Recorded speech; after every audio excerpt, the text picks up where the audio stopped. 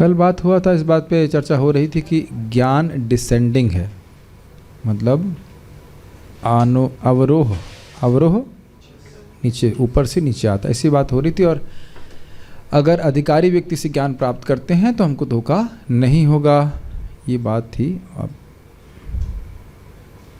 इस तरह बच्चा अपने माता पिता से सीखता है, यह मेज है, ये चश्मा है, ये कलम है, ये मेरी बहन है, ये मेरा भाई है, आदि आदि। इसी प्रकार यदि हम किसी अधिकारी से कोई जानकारी प्राप्त करते हैं और वह अधिकारी धोखेबाज नहीं है तो उससे प्राप्त हमारी जानकारी सही है। अच्छा, हम लोग ये कैसे मालूम करें कि इस्कॉन के अधिकारी या इस्कॉन के भक्त हमारे साथ धोखेबाजी नहीं कर रहे हैं?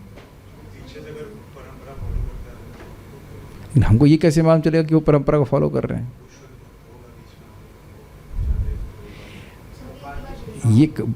हाँ, बहुत अच्छी बात उन्होंने बोली। यदि कोई व्यक्ति इस्कॉन का ही डिवोटी प्रभुपाद जी की बात बोल रहा है तो दूसरा भक्त भी प्रभुपाद जी की ही बात बोलेगा। आप बहुत भेद नहीं देखते हैं इस्कॉन में, भक्त लोग थोड़ा बहुत हो सकता है अंडरस्टैंडिंग में भेद हो, लेकिन ऐसा नहीं कि कृष्ण नहीं कोई और भगवान है, ऐसा कोई नहीं बोल रहा है। वो होता है प्रवचन करता कि अपने अपने भी वो भी गुणों से प्रभावित रहते, तो जरूरी नहीं कि हर व्यक्ति एक ही तरह से प्रेजेंट करेगा, लेकिन मोटी मोटा सिद्धांत तो सबका एक ही रहेगा ना। मंगल आरती कितने बजे करना है, जपा क्या करना है, मतलब प्रसाद को भोगना, ज़्यादा अंतर नहीं होता, थोड़े बहुत सटल अंतर हो सकते हैं, लेकिन बेसिक प्रिंसिपल्स चेंज नहीं होते। तो ये एक अच्छी बात है कि ये एक संस्था है जहाँ पे अगर आपको कोई संशय लग रहा है तो अन्य भक्तों से पूछ करके, शास्त्र देख करके आप वेरीफाई कर सकते हो। आप अन्य जगहों पे देखेंगे जहाँ पे केवल एक गुरु जी हैं और प्राय वो शास्त्र से कोट भी नहीं करते हैं, तो आप और आपको एक्सेसिबल भी नहीं होते, तो आप पूछ भी नहीं सकते कि इसका प्रमाण क्या है। जैसे बहुत बड़ी बात है, ये बहुत बड़ी बात है, गुरु जी ने जो बोल दिया स्वीकार कर लेते हैं, गुरु जी को ने बोला भगवान निराकार है, स्वीकार कर लेते हैं। तो ये कैसे मालूम चलेगा कि धोखा दे रहे हैं कि नहीं दे रहे?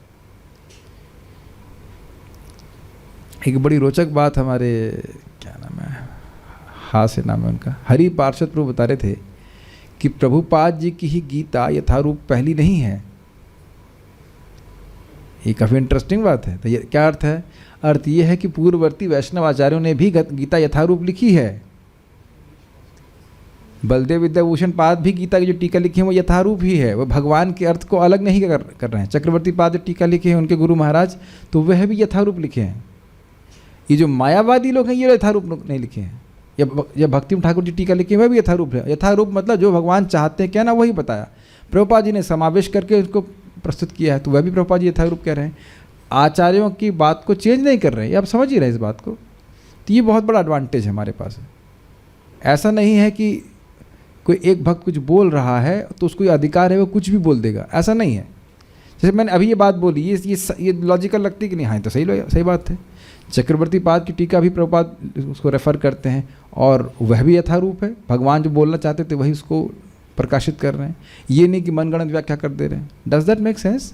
काफ़ी इंटरेस्टिंग है एक्चुअली देखा जाए तो।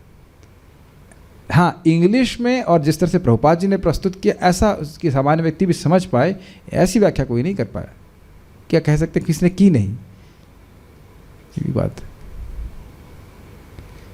ये एक बहुत प्रभुपाद जी की सुंदर क्षमता है कि कठिन विषयों को बहुत सरलता से समझा देते हैं। देखा है आपने, बहुत कठिन विषय होगा एकदम सरलता से समझाता है। ये देखो, और लगता भी बहुत सरल है, होता सरल नहीं है लेकिन ऐसा लगता है। What is the difficulty in loving Krishna? No difficulty, unless अगर हमारे अनर्थ नहीं होते। ये बहुत अच्छी बात है, धोखेबाज नहीं है। तो जब एक पुत्र माता पिता से कुछ पूछता है तो वे उसे कभी नहीं छलते, बल्कि उसे बिल्कुल सही जानकारी देते हैं। यद्यपि ये हो सकता है कि बच्चा उस बात को समझ नहीं पाए, लेकिन जानकारी सही देनी चाहिए। ये बहुत ही इंटरेस्टिंग बात है, ये बहुत ही रुचिकर बात है। बच्चा माता पिता की बात समझ ना पाए आज, इसका अर्थ यह नहीं है कि तथ्य चेंज कर देना चाहिए। छोटा बच्चा समझ ही ना पाए कि पिता का अर्थ क्या होता है, लेकिन माँ यही बताती है कि तुम्हारे ये पिता है। आगे जाके वो समझ पाएगा कि पिता का मतलब क्या है। और अब थोड़ी विनोद की बात सोचिए, कहे पिता मतलब ये मृदंग तुम्हारा पिता है, तो बच्चे का अच्छा ठीक है हमारे पिता, मान लो बच्चा मान भी ले, और बाकी बड़ा होगा तो कहेंगे रे पिता तो कोई और है, ये तो पिता का मतलब तो कुछ और होता है, तो उसको अश्रद्धा नहीं हो जाएगी माता की बात पे। मेरी बात आपको समझ पा रहे हैं? मेरे कहने का प्रयोजन है कि जब हम लोग सिद्धांत बता रहे हैं तो ये नहीं सोचना चाहिए कि सामने वाला समझ नहीं पा रहा है। सिद्धांत को यथावत रखना चाहिए, जैसे जैसे उसकी चेतना बढ़ेगी तो समझ में आ जाएगा, हाँ आप तो सही कह रहे थे बात। कुछ लोग कह रहे हैं कि वीडियो डिस्टर्ब हो रहा है, सभी के एंड पे डिस्टर्ब हो रहा है, इज इट ओके? या इट्स ओके। एक विनोद के लिए सुनिए, प्रभुपाद जी ने कहा, so we must understand that we are not the body, so I know we should understand that I am not this body. तो गोपाल प्रभु बता रहे थे कि हम लोग सोच रहे थे कि Swami ji is not the body but we are the body. अब बताइए, इस बेसिक सिद्धांत को भी ना कोई समझ पाए तो उसका मतलब तो है ना सिद्धांत चेंज कर दिया जाए। ये बहुत अच्छी बात है, छलते नहीं। यद्यपि आज सामर्थ्य नहीं है सब बच्चे का समझने का, लेकिन जब वो दोबारा पढ़ेगा सुनेगा, जैसे जैसे चेतना उसकी बढ़ेगी तो वो समझ पाएगा। ये चीज़, ये मेक सेंस? ये एक बहुत बड़ी दिक्कत होती है, एटलीस्ट मेरा परसेप्शन ऐसा है कि हम लोग भी ऐसा सोचा करते थे कि ऐसा कुछ लेक्चर देना चाहिए जो नए लोगों को समझ में आए। तो नए लोगों को समझ में आएगा क्या? आप कितना भी बेसिक बोलिए वो समझ नहीं पाएंगे, लेकिन बात को यथावत रखिए, धीरे धीरे सुनते सुनते सुनते व्यक्ति को समझ में आती बात है। यदि सही व्यक्ति से हमें सही जानकारी मिले तो वही सच्चा ज्ञान है, लेकिन हम अगर केवल अंदाज लगाकर किसी नतीजे पर पहुंचना चाहते हैं तो वह ज्ञान अपूर्ण है। एक छोटा सा क्वेश्चन, भगवान का विग्रह भगवान से अभिन्न है जी, किस तुक्के क्या बिसात पे, बिसात बोलते हैं, आधार पर आप बोल रहे हो? वैसा प्रश्न ही नहीं सुन रहे हैं आप लोग। प्रश्न ये है कि कौन से तुक्के से आपने ये समझ में आ गया? भगवान का प्रसाद भगवान से अभिन्न है, भगवान का नाम, भगवान नाम धाम रूप सब कुछ भगवान से अभिन्न है। क्या कोई तुक्के का तीर की रेंज है? समझ में आ गया? आगे बढ़े। यह प्रक्रिया कभी पूर्ण नहीं होगी, यह सदैव अपूर्ण रहेगी, क्योंकि हमने अपनी जानकारी पूर्ण पुरुष श्री कृष्ण से प्राप्त की है। एडिटिंग में थोड़ा मिस्टेक है, इसलिए हम जो कुछ बोलते हैं वह परिपूर्ण सही है। मैं कोई ऐसी बात नहीं कहता हूँ जिसे श्री कृष्ण ने अथवा उन्हें स्वीकार करने वाले अधिकारियों या आचार्यों ने ना कही हो। इसी को शिष्य परंपरा कहते हैं, यही कृष्ण भावनामृत है।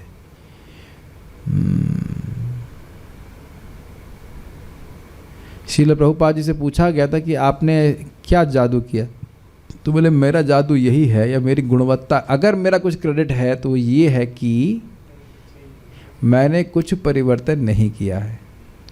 इस पे कुछ बोलिए आप लोग, हम कुछ सुनना चाहते हैं। बहुत अच्छी लाइन है प्रभुपाद जी की, इस पे कुछ बोलिए। प्रभु जी आपके सामने हम कैसे बोलते हैं? तो ठीक है भाई, मैं वीडियो ऑफ कर लेता हूँ, पीछे पीठ घुमा लेता हूँ। हाँ, प्रभुपाद जी कह रहे हैं कि जो पूर्ववर्ती आचार्य कह रहे हैं, जो मेरे गुरु महाराज कह रहे हैं, उनके गुरु महाराज कह रहे हैं, मैंने वही रिपीट किया जो भगवान से चलता आ रहा है। ओके, और ये तो खैर चलिए हो गया, सीधी बात है। इस पर कुछ टिप्पणी, इससे क्या मैजिक हो गया और क्यों हुआ? रिपीटिशन से जब हम अपने पूर्ववर्ती आचार्यों के इंस्ट्रक्शंस को फर्स्ट तो हम उनको फॉलो कर रहे हैं। उन्होंने कहा repeat, they are just repeating, they are not changing anything. So when we repeat what the lord has, Hindi class में सॉरी, तो जब हम वो बात को दोहराते हैं जो पूर्ववर्ती आचार्य कह रहे हैं, अल्टीमेटली हम भगवान की बात को ही दोहरा रहे हैं। और यदि हम भगवान की बात को दोहराएंगे तो वही प्रभाव होगा जैसे भगवान की वाणी का डायरेक्ट प्रभाव होता है। अगर परंपरा के ज्ञान को आप दे रहे हैं तो उस व्यक्ति को वो लाभ मिल रहा है जैसे वह सीधे भगवान कृष्ण से सुनता। और मैंने डीएम का उदाहरण दिया है, किसी को याद है डीएम का उदाहरण? डीएम, माइक पे बोलिए। हाँ, एक और बात यहाँ भक्त बोल रहे हैं कि हम स्वयं भी शुद्ध होते हैं। हाँ, और डीएम तो बाइक ऐसे पकड़ लिया आपने। डीएम जैसे कुछ फरमान जारी करता है तो उसको नॉर्मल लोगों तक एक चपरासी या कोई पहुंचाता है, लेकिन उसमें कोई संदेश में कोई डिफरेंस नहीं। हाँ, व्यक्ति यही मानता है कि मुझे डीएम का आदेश प्राप्त हुआ है कि नहीं? ऐसा नहीं कि डीएम आकर खुद बोला है देखिए हमारा फरमान है, लीजिए आप। कोई या कोर्ट का ऑर्डर होता है तो अब जज नहीं आकर के दे रहा है कि भाई हमने जजमेंट दिया है, ये लीजिए आप। पोस्ट एडवोकेट भी शायद ना देता, कभी कभी पोस्ट से भी तो आ जाता है, नहीं पोस्ट से, तो पोस्टमैन आता, तो पोस्टमैन तो जज किसी पे नहीं बैठा है, लेकिन वो यथावत हमारे पास लाए तो स्वीकार कर लेते हैं इस बात। ठीक है, ओह कुछ एडवोकेट तो हैं यहाँ पे, वैसे मैंने आप लोग सोच करके उदाहरण नहीं दिया था, ऐसे मन में आ गया उदाहरण। एक और बात भक्तों ने बहुत अच्छी बोली, भगवान सबके हृदय में हैं, तो भगवान की बात जब यथावत बोली जाएगी तो भगवान प्रसन्न होंगे और उसके हृदय के अज्ञान को नष्ट करेंगे और उस व्यक्ति को भी अच्छा लगेगा। ठीक है, ओके, गुड। श्रीमद् भगवद गीता में श्री कृष्ण ज्ञान प्राप्ति की इस प्रक्रिया की संस्तुति करते हैं। एवं परंपरा प्राप्तम इमं राजर्षियो विदुहु। प्राचीन काल से ज्ञान उन महान राजर्षियों द्वारा परंपरा के रूप में चला आ रहा है जो कि इस विषय के अधिकारी हैं। यहाँ पे गुरु परंपरा का फोटो दिया गया है। आजकल सरकार या राष्ट्रपति ही अंतिम प्रामाणिक अधिकारी हैं। पहले वे अधिकारी या राजा लोग ऋषि थे जो महान विद्वान तथा भक्त थे, साधारण व्यक्ति नहीं थे। कितना बड़ा धोखा है ना समाज के संग। कुछ बोलिए इस पे, मैं क्या कहना चाहता हूँ।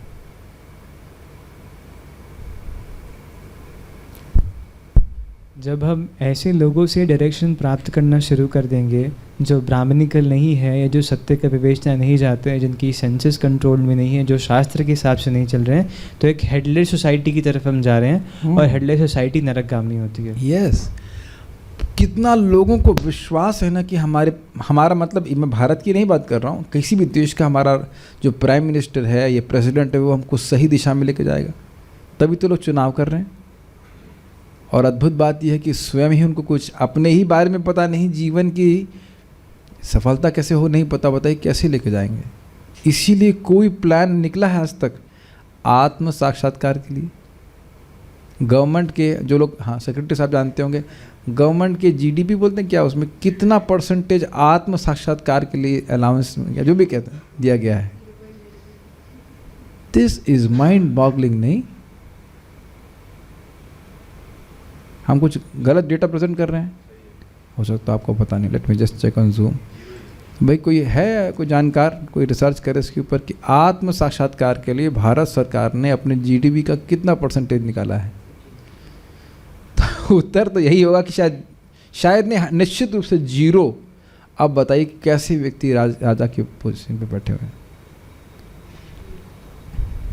एक भक्त ने जीरो की जगह ओ बना दिया, ओ टाइप कर दिया। ठीक है, ओ हम समझ गए, भाव समझ गए। Is it not amazing? सारा प्रयास राजा का इसीलिए होना चाहिए कि प्रगति करे आत्म साक्षात्कार में, और एक भी रुपया खर्च नहीं कर रहे हैं इस समय। तो खुद ही नहीं पता, सही बात है। जब तो यही प्रभात कह रहा है कि कितना अंतर है। फॉर एग्जाम्पल, आप लोगों में से किसी एक व्यक्ति को राजा बना दीजिए और पूरी पावर दे दी जाए, तो क्या आप नहीं कर देंगे कि सब भाई आज से मांस बंद, आज से सबको प्रसाद ही खाना पड़ेगा, प्याज लहसुन भी बंद हमको। हाँ हाँ, तानीश्वर को बिठा दिया तो कहेंगे अन्न भी बंद, केवल फल खाओ।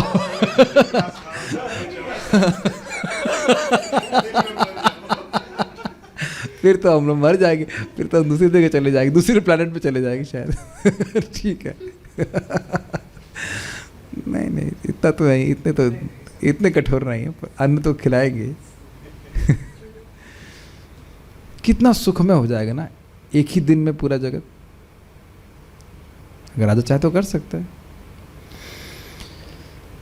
मैंने इसी कह रहे हैं, भक्त कह रहे विद्रोह होगा अगर आप परीक्षित महाराज से राजा नहीं हुए तो। लेकिन मैं बोल दिया कि पूरी पावर दे दी गई है तब।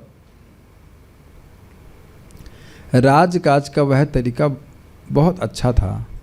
एक गुणवान और प्रशिक्षित व्यक्ति राज्य के कार्य को शांतिपूर्वक चला सकता था। वैदिक सभ्यताओं में हमें राजाओं की संपूर्णता के इस प्रकार के कितने ही उदाहरण मिलते हैं। ध्रुव महाराज का उदाहरण उनमें से एक है। ध्रुव महाराज ने श्री भगवान को प्राप्त करने के लिए जंगल में जाकर कठोर तपस्या की और केवल 6 महीनों में श्री भगवान को प्राप्त कर लिया। कैसे? उनकी उम्र केवल 5 वर्ष की थी और वे एक राजा के पुत्र थे और उनका शरीर बहुत कोमल था, पर अपने गुरु श्री नारद मुनि के निर्देश के अनुसार वे अकेले ही जंगल में चले गए।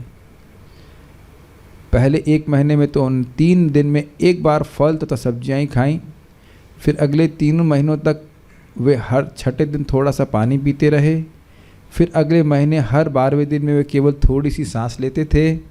पूरे 6 महीने तक वे एक पैर पर खड़े रहे और घोर तप करते रहे। 6 महीने के बाद श्री भगवान साक्षात उनके समक्ष प्रकट हो गए। यदि हम भी संयम रखकर तपस्या करेंगे तो एक दिन हमारे सम्मुख भी श्री भगवान साक्षात प्रकट हो जाएंगे। यही जीवन की पूर्णता है कृष्ण। लेकिन क्या आप लोग सोच रहे हैं कि एक पांव पे खड़ा होकर के भजन करना है? नहीं, इतना नहीं करना, इतनी उम्मीद नहीं की जा रही। एक आंख खोल करके भजन कर ले, ये बहुत बड़ी बात है। दोनों आंखें बंद होने लगती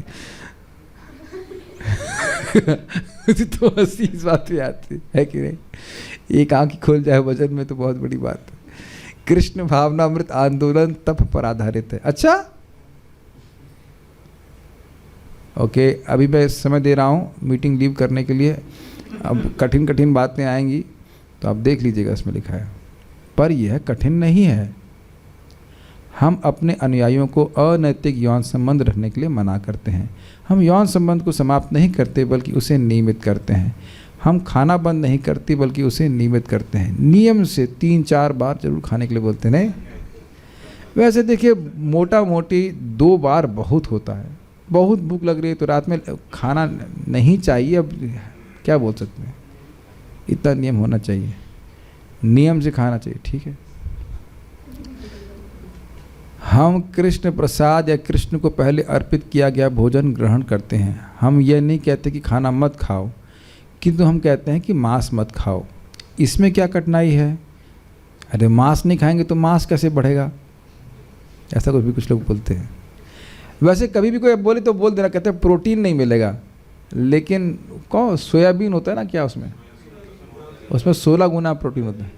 उड़द की दाल, हाँ, लौकी, ब्रोकली, हाँ ब्रोकली उनका लौकी कैसे सब में होता है। ये खाली व्यक्ति अपनी जीव को संतुष्ट करने के लिए ऐसा करता है। कृष्ण प्रसाद कई प्रकार की अच्छी तरह पकाई गई सब्जियों और फलों से मिलकर बनता है, अतः इसमें कोई कठिनाई नहीं। तो ये बड़ा स्पष्ट है। अनैतिक यौन संबंधों की मनाही का अर्थ है कि कुत्ते बिल्लियों के समान व्यवहार मत करो। विवाह करके एक ही पुरुष अथवा स्त्री से संतुष्ट रहो। हमें अपने आप को नियमित करना चाहिए और तपस्या करनी चाहिए। यद्यपि जैसा तप ध्रुव महाराज ने किया वैसा तप करना हमारे लिए असंभव है। आज के समय में यह संभव नहीं है कि हम ध्रुव महाराज की नकल करें, परंतु जो तरीके हम बताते हैं उनका पालन संभव है। जो कोई इन नियमों का पालन करेगा वह कृष्ण भावनामृत में आध्यात्मिक प्रगति कर सकेगा। जैसे जैसे एक व्यक्ति कृष्ण भावनामृत में प्रगति करता चलता है वैसे वैसे उसका ज्ञान भी पूर्ण होता रहता है। इस पे मैं कुछ बोलना चाहता हूँ। देखिए, जब तक व्यक्ति तप नहीं करेगा उसको जो बात सुनाई पड़ रही है वो दिखाई नहीं पड़ रही, ये हम कल ही कहना चाहते हैं।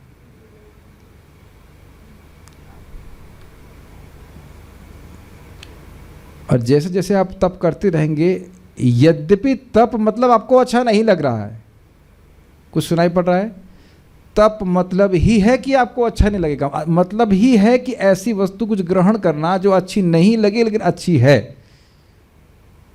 यह सुनाई पड़ रहा है मैं क्या बोल रहा हूँ? जब कभी कभी देख रहे हैं, स्पेशली मेरे लिए ये मौसम बहुत खराब है, बहुत परिश्रम हो जाता है जब करने में, सूखा, ड्राई, हॉट, सब पता नहीं, सबका अलग अलग शरीर है। मेरे लिए तो बहुत दिक्कत है। 3-4 मिनट तो नहीं, लेकिन हर पहले ना मैं उद्विग्न हो जाता था कि क्या, जब मैं बिल्कुल रुचि नहीं मिल रही है, नींद नहीं हो रही। फिर अब मुझे अभ्यास तो हो गया, अच्छा अभी मौसम शुरू हो गया, अभी ऐसे चलेगा, स्ट्रगल चलेगा। पता नहीं आप लोगों को भी ऐसा हो रहा है कि नहीं हो रहा? बहुत थकान सी लगेगी और लगेगा बस खाली मैगी खाते, नहीं सॉरी, मतलब कुछ जूस पीते रहो, ऐसा कुछ, ऐसा इज इट नॉट? कैसे सच निकल आता है मुझसे कभी चंदन का जूस और खस का जूस हमारे तानिश प्रभु बनाते रहे, हम पीते रहे और भजन नहीं हो, कुछ क्या दिक्कत है? It's just there but you have to tolerate it. मुझे ये बहुत अच्छी लाइन लग रही है।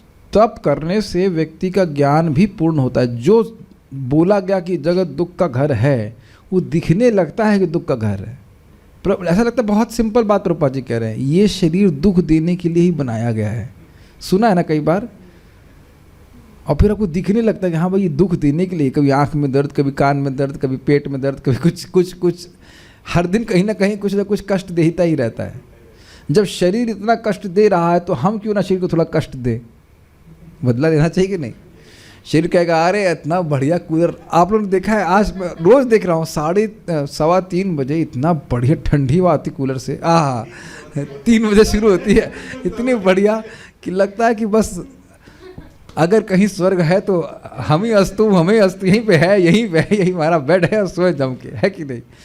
एकदम और रात में सोने को नहीं मिलता ठीक से, लेकिन हम लोग गरीब ब्रह्मचारी हैं, एसी नहीं लगाए तो कूलर में काम हो रहा है, तो आपने महसूस किया होगा एकदम सुबह का समय परफेक्ट होता है सोने के लिए, और तभी कोई अलार्म बजा देता है, वो अलार्म स्वयं लगा लेते हैं, जो भी है। तो आपको सोचना चाहिए, जब शरीर मुझे इतना कष्ट दिया, और अब ध्यान रखिएगा शरीर हम लोग को कष्ट देने के लिए ही दिया गया है, सुख देने के लिए नहीं दिया गया है, दुख भुगवाने के लिए दिया गया है। संदेह हो रहा है कि इसमें कुछ आपको, क्योंकि सुख बहुत थोड़ा सा देता है। आज हम बहुत उत्साह से गए थे कि आज खिचड़ी खाएंगे दम के, जब आ करके पूरा प्लेट भरी, देखा से मिर्ची बहुत थी, हमने कहा अब तो समाप्त भी करनी पड़ी, लेकिन हमने कहा देखो जितनी प्लानिंग करो कि बहुत अच्छे से हम खाएंगे पिएंगे, उसी में कुछ ना कुछ छौंक पड़ जाता है कि नहीं। हर जगह आप ये इल्यूजन हमारा अगर बाहर आ जाए कि इस इल्यूजन से बाहर निकल जाए कि हम किसी मटेरियल एडजस्टमेंट की तरह सुखी हो जाएंगे, बहुत अच्छे से प्रगति कर पाएंगे। ये बहुत इंटरेस्टिंग है, लेकिन तप नहीं करेगा तो पता है क्या सोचेगा, मुझे जो शक्ल मालूम चल जाती है। कभी कभी वो व्यक्ति बैठा रहता है और मैं कुछ बोल रहा होता हूँ वैराग्य के बारे में, स्पेशली नए लोग, तो वो लोग सोचते हैं ये साधु क्या बोल रहा है, ऐसे कुछ पता नहीं। आपने देखा है, वो उनका एक्सप्रेशन से समझ में आ जाएगा कि वो उनका लगेगा क्या बेवकूफ़ आदमी है, कुछ पता ही नहीं है, दुनिया देखी नहीं है, पता नहीं कि एंजॉय कैसे करना चाहिए, यही वो सोचते हैं इस तरह से। लेकिन धीरे धीरे समझ में आती है बात ये। एक ऐसा वैज्ञानिक या दार्शनिक बनने का क्या लाभ है जो कि यह भी नहीं बता सकता कि उसका अगला जन्म क्या होगा। और यही बात आपके अन्य किसी भी तथाकथित काउंसलर जो होते हैं ना, घूमते हैं मतलब रिश्तेदार के रूप में या कैसे कहते हैं फ्री फंड के काउंसलर, आप उनको न्योता नहीं देते कि काउंसलिंग दीजिए, लेकिन आ जाते हैं काउंसलिंग देने के लिए। Before we think about it, just think about that. आज मुझे बहुत स्ट्रांगली एक रिफ्लेक्शन हो रहा था कि देखिए, ऐसा नहीं कि हमने भोग नहीं किए, लेकिन अभी पीछे मुड़कर देखिए तो उनके क्या महत्व है।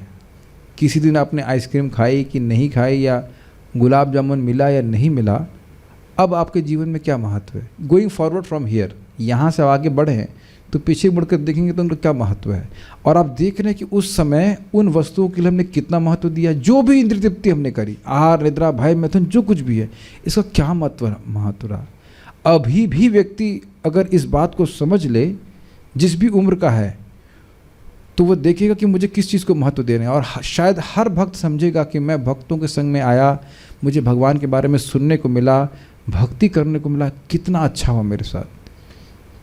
ये अभी भी चेत जाए हम तो बहुत अच्छी बात है।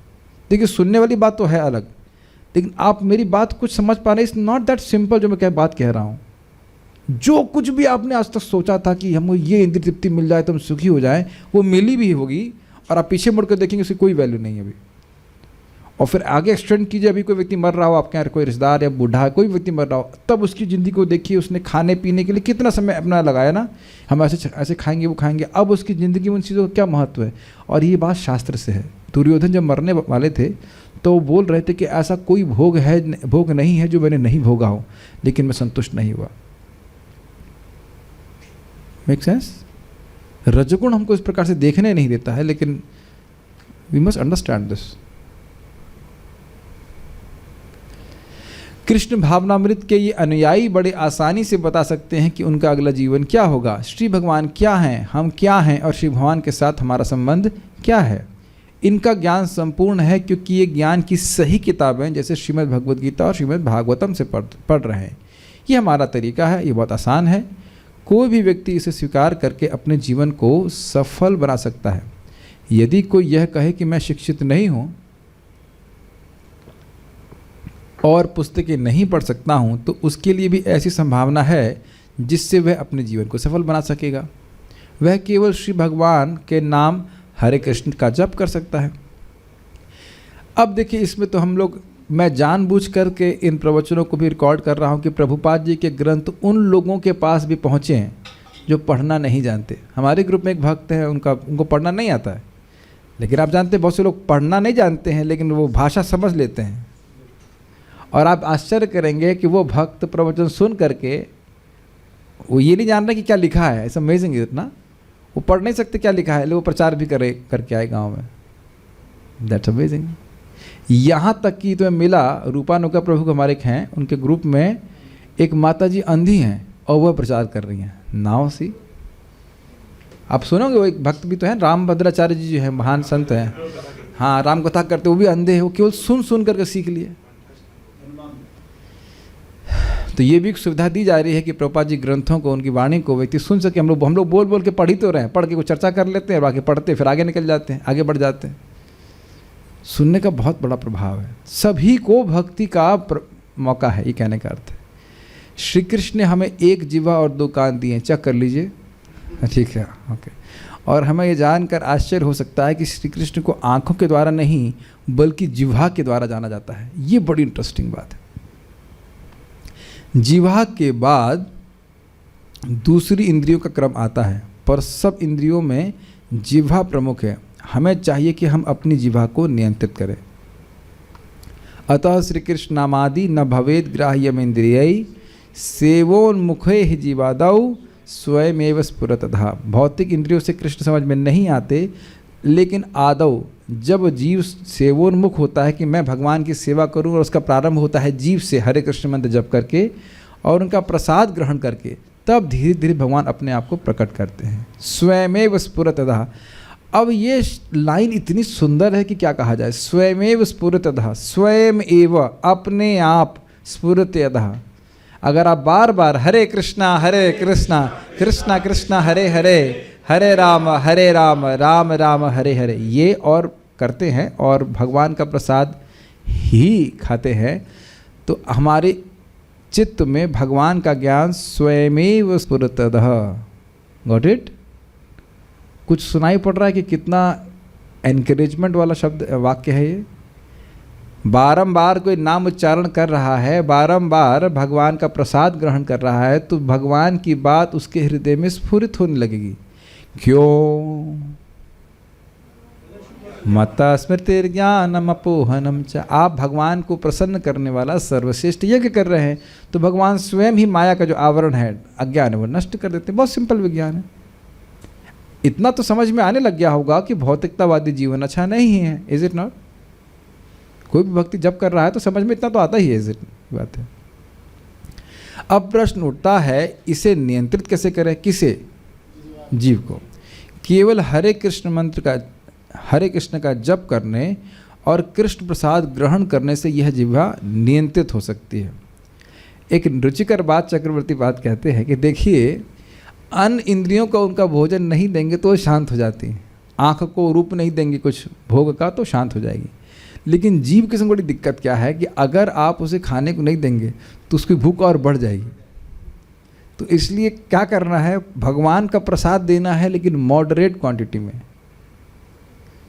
प्रसाद भी ये नहीं कि प्रसाद खाने का समय कब है, जब हमारे सामने आ जाए। मैं ये तो नहीं कहूँगी कि आधा पेट खाना चाहिए, कि उसको तो हम अभी खुद ही अप्लाई नहीं कर रहे, लेकिन इतना खाएं कि आप डाइजेस्ट कर सकें।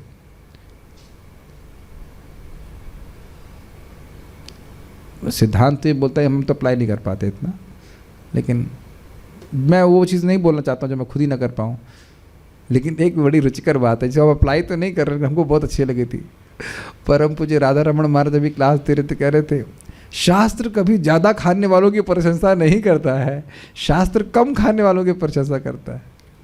हमने कोई बात नहीं, इस प्रशंसा को अभी हम नहीं लेते हैं, बाद में कभी लेंगे। अभी तो हमसे हो नहीं पाता। एक भक्त बता रहे थे, सीनियर भक्त बता रहे थे, अपने प्रवचन में बता रहे थे, कह रहे थे हमने प्रयास किया कि एक बार खाना खा के रह जाए, हमसे रहा नहीं गया, 2 बार खाना ही पड़ता है।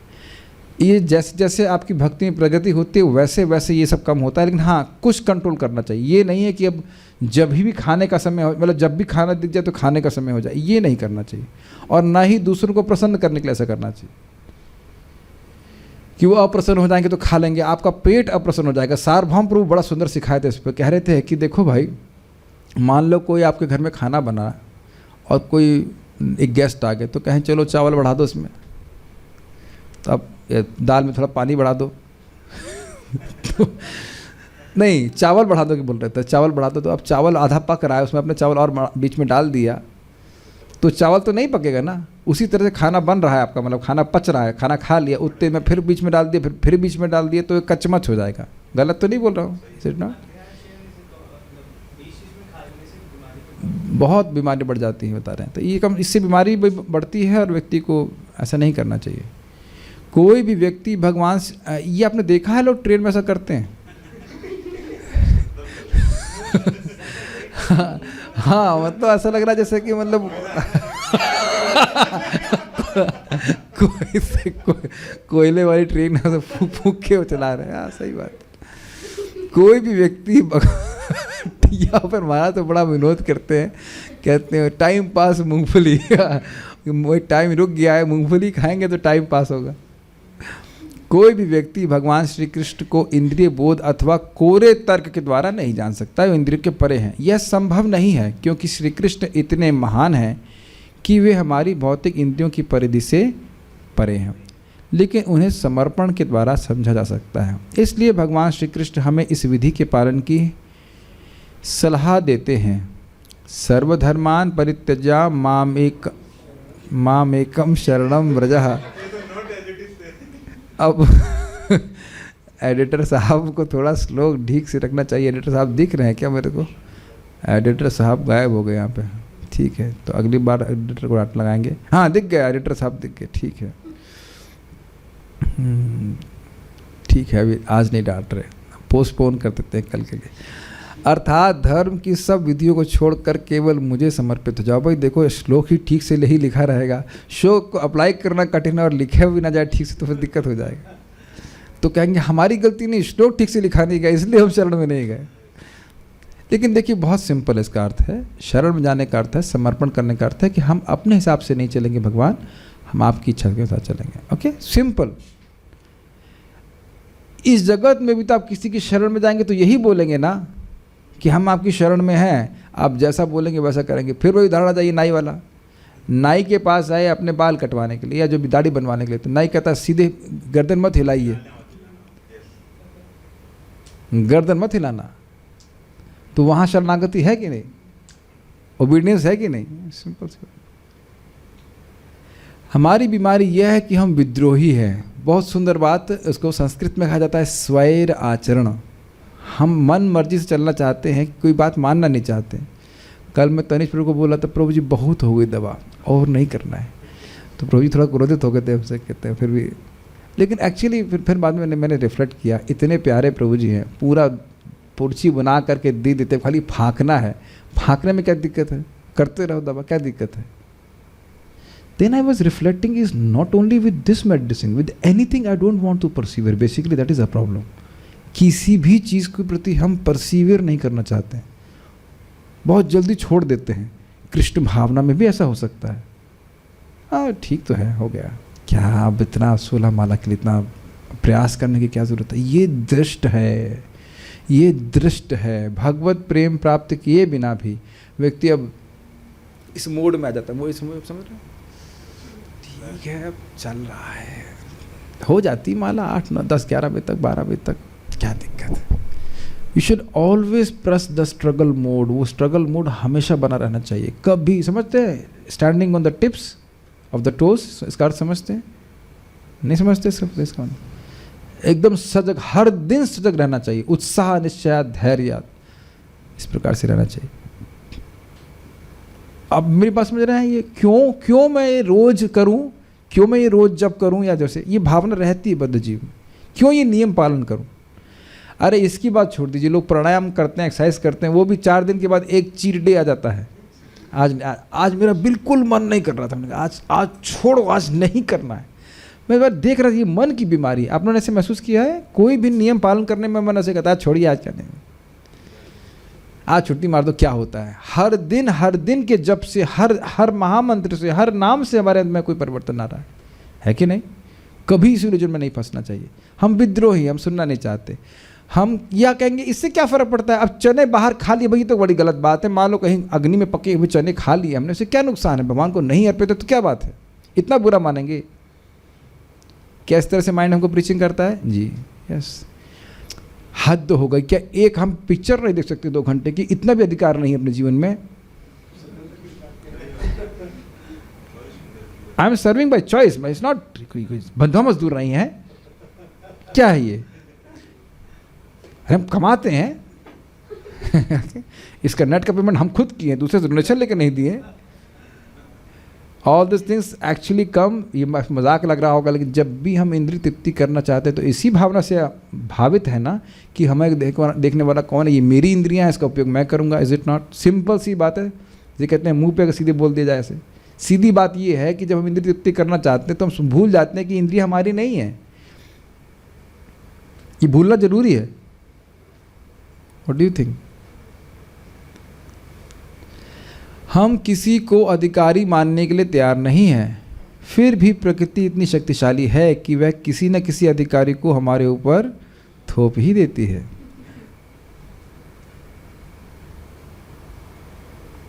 हमें अपनी इंद्रियों के माध्यम से प्रकृति के आधिपत्य को स्वीकार करना ही पड़ता है। तो कृष्ण की शरण नहीं जा रहे हैं तो माया की सेवा करनी ही होगी। यह कहना कि हम आत्मनिर्भर है व्यर्थ है, ये हमारी मूर्खता है। हम किसी के अधीन हैं और फिर भी हम कहते हैं कि हम किसी का आधिपत्य नहीं चाहिए। ये किसकी बात कर रहे हैं? हम किसके अधीन हैं? इंद्रियों के, या मुख्यतः कहिए मन के अधीन है, बहुत ज़्यादा अधीन है। इसी को माया कहते हैं। हालांकि माया कहाँ गए वो आदमी, तो जो नहीं है। तो क्या नहीं है? हम सोच रहे हैं कि हम लोग स्वतंत्र हैं, लेकिन माया तुम स्वतंत्र नहीं हो, यही बात बोलने वाले। हालांकि हम में थोड़ी सी स्वतंत्रता अवश्य है कि हम यह चुन सकें कि हम अपनी इंद्रियों का आधिपत्य स्वीकार करेंगे या श्री कृष्ण का। और यह स्वतंत्रता कब है माय डियर डिवोटीज? अभी है, न पास्ट में है न फ्यूचर में है, राइट नाउ। और इसको चुनाव करने की शक्ति कैसे प्राप्त होती है? सत्संग के द्वारा। सत्संग के ही द्वारा व्यक्ति को विवेक जागृत होता है कि ये चीज़ सार है और ये असार है। किंतु सबसे बड़े और परम अधिपति तो भगवान श्री कृष्ण ही हैं, क्योंकि वे हमारे शाश्वत शुभ चिंतक हैं और वे हमेशा हमारे हित की ही बात कहते हैं। जब हमें किसी का आधिपत्य स्वीकार करना ही है तो क्यों ना श्री कृष्ण को ही अपना अधिपति बनाएं। केवल श्रीमद् भगवद गीता और श्रीमद् भागवतम में से उनकी महिमाएं सुनकर और उनके नाम हरे कृष्ण का जप करके हम बड़ी तेज़ी से अपने जीवन को संपूर्ण बना सकते हैं। तो प्रभुपाद जी ने समझाया इस बात को। अब हम लोग कहाँ से कमेंट है तो देख लेते हैं। तो पूर्ण पुरुष भगवान श्री कृष्ण का ये अध्याय 3 समाप्त हुआ और कैसे इसकी प्राप्ति कर सकते हैं उनकी, इसके बारे में सुना। Here Prabhu ji 3 times, what does that mean? 16 hour fasting, अब ठीक है डिटेल्स बोल रहे हैं। और कुछ है क्या? भगवान का नाम जपने के साथ जो माइंड में पास्ट मेमोरीज आती हैं वो कैसे जाएंगी? नाम उच्चारण से ही जाएंगी। देखिए ये कई बार उदाहरण दिया गया है, जब रूम साफ़ नहीं होता है और साफ़ करना शुरू करेंगे तो धूल उड़ेगी, लेकिन उस धूल को बाहर कर दिया जाता है और रूम साफ़ हो जाता है। तो ये भी स्टेज आप देखेंगे कि मेमोरीज नहीं आती हैं। ये भी स्टेज आप देखेंगे जब करते करते कि पुरानी बातें भूल जाते हैं। हमारी चाची की, ताऊ की लड़की या जो भी लड़के ने हमको ये कहा था वो बात याद नहीं आती 10 साल पहले। और हृदय में यह भी देख रहे होंगे जो ग्रजेस हैं वो भी डिज़ोल्व हो रही हैं। किसी ने आपके संग बहुत बुरा किया हो या कुछ बुरी बात बोली हो, ऐसा नहीं किया कभी किसी ने, वो अब अनमनस्क होते जाते हैं ना। तो वो धीरे धीरे प्रगति करने से होता है, सभी के संग होता है, तो इसलिए कोई इसमें विशेष बात नहीं है। प्रसादम 3 times, अब ठीक है, हर एक की जठराग्नि अलग अलग प्रकार की है। अगर आप भीम के संप्रदाय में हैं, विरकोदरा, तो ठीक है, तो 3 या 4 या 6 जो भी खाइए, जैसे कर सकते हैं, हम कोई आपत्ति नहीं है। एक इस पर बात बोल के मैं रुकूंगा। एक बार जयानंद प्रभु खूब सेवा करते थे, तो प्रभुपाद जी के पास आए, बड़े दुखी थे कि हाँ प्रभुपाद, क्या आपने बोला है केवल 2 रोटी खानी चाहिए, हमसे नहीं रहा जा रहा प्रभुपाद, हम 2 रोटी खा के नहीं रह सकते। तो प्रभुपाद बड़े क्रोधित हुए, कहते तुमको कौन बोला है 2 रोटी केवल खाने के लिए, तुम जो उतना खाओ जितना तुम हजम कर सकते हो। ऐसे एक प्रद्युम्न प्रभु थे प्रभुपाद जी के शिष्य, वो केवल कुछ क्या कहते हैं, आलमंड्स को क्या कहते हैं, बादाम खा करके जी रहे थे, कुछ तो ऐसे कुछ व्रत ले लिए थे। तो प्रभुपाद बोले ऐसा क्यों कर रहा, कहता है हमको नींद आती है, प्रसाद अधिक लेते। तो कहता है चाहे तुम 24 घंटे, ऐसे कुछ तो बोले, तुम 12 घंटे भी सो, लेकिन प्रसाद जरूर खाओ, ऐसा कुछ तो था। अनावश्यक तपस्या करने की जरूरत नहीं है, ध्रुव महाराज की तरह हम नहीं कर सकते। केवल एक सूत्र हम लोग पकड़ने का प्रयास करें। हम सबका लक्ष्य है भगवान का प्रेम प्राप्त करना। मैं इस स्तर पे नहीं हूँ, जस्ट थिंकिंग अबाउट इट। तृणादपि सुनिचेना तरोरपि सहिष्णुना अमानिना मान देना कीर्तनिया सदा हरे। बाकी तो नहीं समझ में आ रहा, इसका नेक्स्ट वाला, सेकंड वाला पार्ट तो अप्लाई कर सकते हैं। सम्मान की इच्छा ना रखें और हम सम्मान देने का प्रयास करें। दैट मच इज़ प्रैक्टिकल और नॉट। अपने को हीन नहीं समझ पा रहा है, चलो अलग बात है, जो कुछ भी वो तो नेचुरल आना चाहिए, लेकिन इतना तो बनता है, इज इट नॉट? कि ये भी कठिन है। सम्मान की इच्छा ना रखना और सम्मान देना, यहाँ से स्टार्ट करें, ये बहुत थिंग्स विल मेक, हमारा जीवन बहुत आसान हो जाएगा। महाप्रभु स्वयं कहे हैं कि अगर इस प्रकार से कोई जब करता है तो वह बहुत जल्दी कृष्ण प्रेम की प्राप्ति कर लेगा। आप लोग पढ़ चुके हो उस बात को। Okay, so we will stop here. Srila Prabhupada की जय। ताई गौर प्रेमानंदे।